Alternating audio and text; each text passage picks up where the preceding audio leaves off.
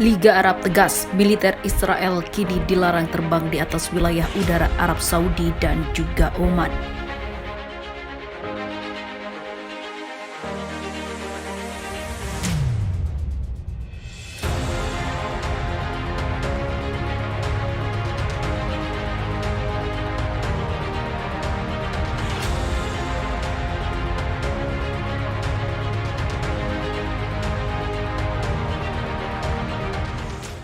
Tentara Israel dilarang terbang melalui Arab Saudi dan juga Oman dalam perjalanan dengan tujuan timur jauh.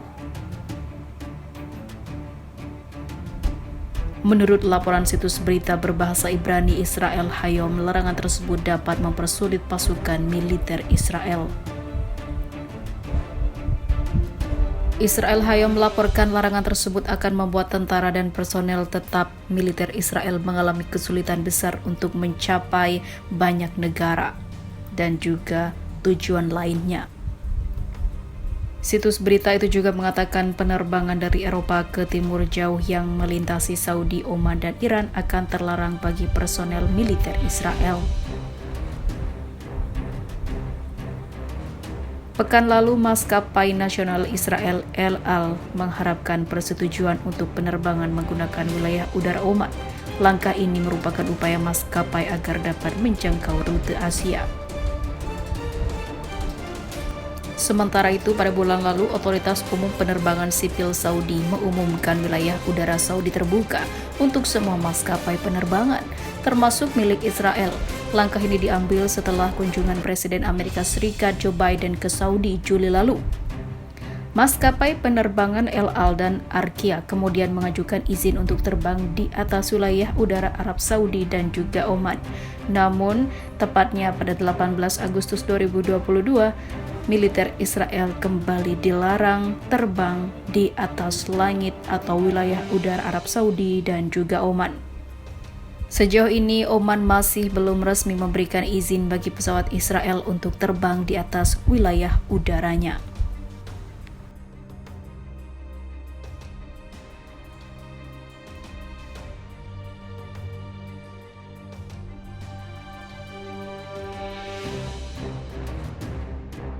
Arab Saudi ngamuk atas agresi mematikan di jalur Gaza oleh Israel dan desak Israel akhiri eskalasi.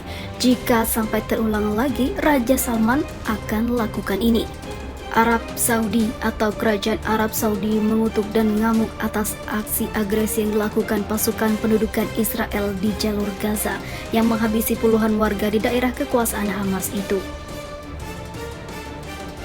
Kementerian Luar Negeri menegaskan Arab Saudi akan mendukung rakyat Palestina hingga merdeka dan membantu mereka. Kerajaan juga meminta masyarakat internasional memikul tanggung jawabnya untuk mengakhiri eskalasi agresi dari Zionis Yahudi. Tak hanya itu, Arab Saudi juga menyerukan agar memberikan perlindungan yang diperlukan bagi warga sipil. Selain itu, mereka menyoroti pentingnya melakukan segala upaya untuk mengakhiri konflik yang berlarut-larut ini. Dilansir di Saudi Gazette, patut dicatat jumlah korban syahid akibat agresi Israel yang terus-menerus di jalur Gaza naik menjadi 15 orang. Pergerakan pesawat-pesawat tempur pendudukan ini melakukan beberapa serangan rudal di wilayah-wilayah terpisah di jalur Gaza, meratakan beberapa rumah. Kecaman serupa sebelumnya dilontarkan Palestina. Palestina menilai serangan itu menekankan pelanggaran Israel terhadap hukum internasional dan resolusi PBB. Negara Palestina mengutuk serangan terencana pendudukan Israel terhadap orang-orang di Palestina di Gaza. Ini menekankan bahwa agresi berkelanjutan Israel termasuk serangan baru-baru ini di Gaza dan pengepungan ilegal yang berkelanjutan di jalur Gaza merupakan pelanggaran mencolok dan serius terhadap setiap prinsip hukum internasional, termasuk Konvensi Jenewa keempat dan resolusi PBB, kata Kementerian Luar Negeri. Sementara itu, Raja Salman menyatakan keprihatinan dan juga kemarahannya atas tragedi kemanusiaan di jalur Gaza dan Yerusalem akhir-akhir ini. Kerajaan Arab Saudi menegaskan kembali dukungan negaranya untuk rakyat Palestina. Dalam pernyataannya, Raja Salman mengatakan mendesak masyarakat internasional untuk memikul tanggung jawabnya untuk menghentikan serangan berulang Israel. Dunia internasional perlu mengerahkan semua upaya untuk mengakhiri konflik yang telah berlangsung lama ini. Akankah Arab Saudi atau Raja Salman mengirimkan bantuannya, entah itu alutsista atau tentaranya, untuk membantu Israel menghadapi Palestina atau menghadapi serangan yang mematikan dari Zionis?